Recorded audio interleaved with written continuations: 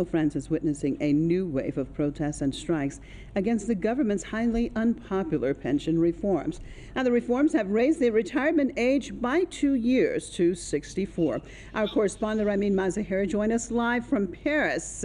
With the details, Ramin, tell us what's going on. It seems that the strikes don't stop, but it doesn't seem to have much of an effect. Tell us what's happening, please. Well, Marzier, you seem to have really sort of hit the nail on the head there. This is the 15th time, if we include May Day, this year, 15th time that 1 million people have taken to the streets, walked off their job to protest a raising of the retirement age by 2 years. And it's key to point out that it was done by presidential decree. President Macron once again bypassed Parliament, so he cut out the entire legislative branch and forced this through on his own. And this is something that Macron has done for years, and it's something that his predecessor, Francois Hollande, has done. And it's really become the way that French, serious changes, serious rollbacks, serious far-right economic policies get implemented ever since the European Union sort of came online with the Lisbon Treaty back in 2009. So it's the same old tactic, and then as you said, it's the same old result. It just doesn't seem to have any sort of effect.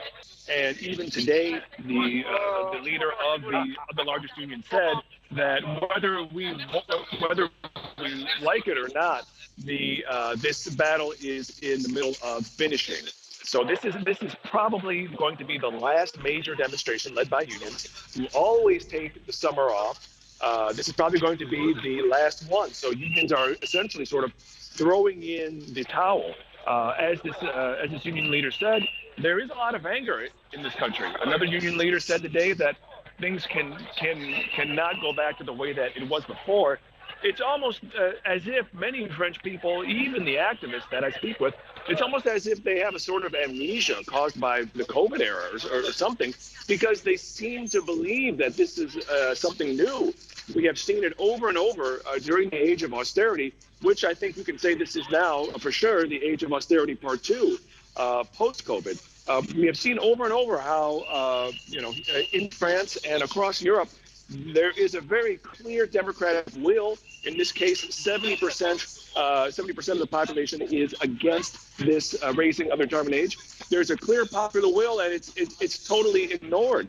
If it's not ignored at the national level, it's by Brussels.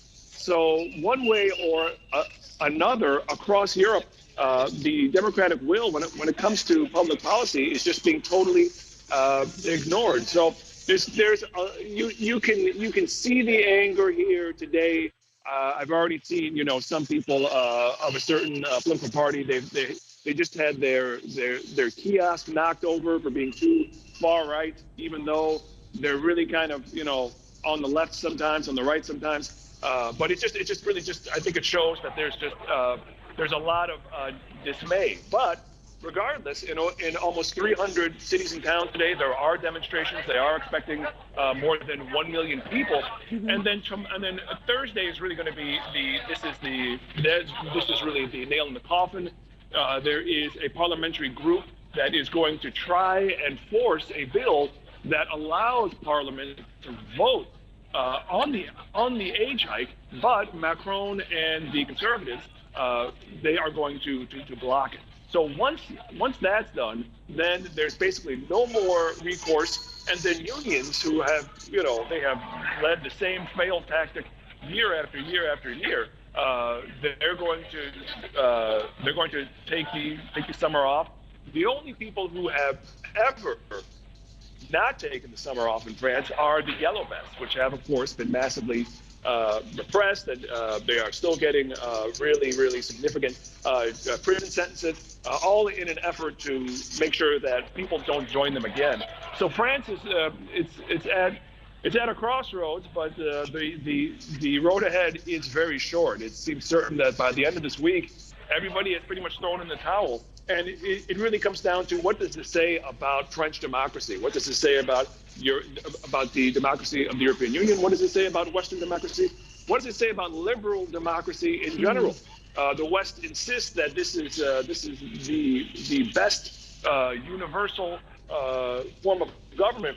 But you and I, we have been talking, for Press TV for 12, 13 years now. Right. It's the same thing over and over, and it's really, really very significant. But today is probably the end of a Right. pension fight that has gone on the entire year. Okay, Ramin, and one wonders if in a couple of years another president wants to raise it to 66, or what's to stop it, basically, when they're not listening to what the people have to say.